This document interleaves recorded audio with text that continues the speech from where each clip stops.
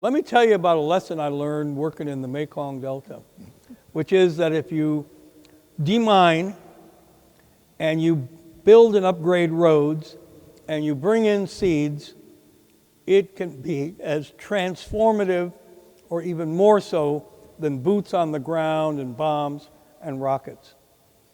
And we made a deal. I had like $13 million of USAID money. I said, we're going to go and into the roads. There are mines everywhere.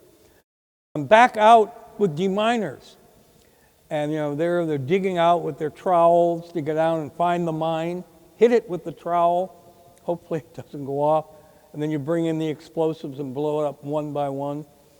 And I'm kneeling next to this Cambodian, American ambassadors there. We have to do a good job. Keep at it.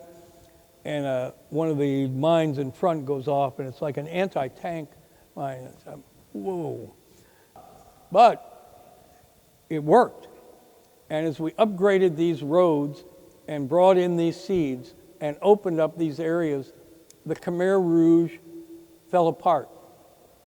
I get a call from the Prime Minister's office. Said the last Khmer Rouge commander has surrendered.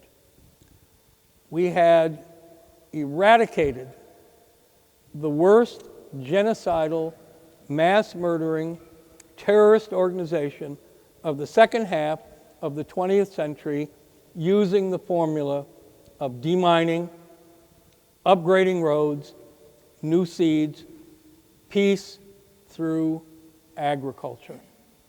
2025 is the 50th anniversary of the end of the war in Vietnam.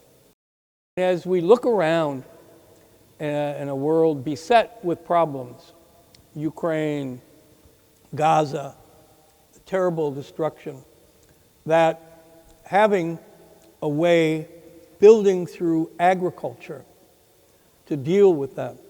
Because remember I told you the 50th anniversary is still the last casualty of the Vietnam War.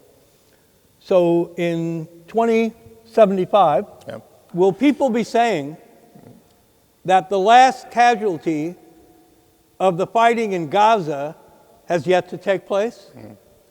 Will they be saying, is the last casualty of the Russian invasion and bombardment of Ukraine yet to take place? Because that's the legacy of war and why the demining is so critical.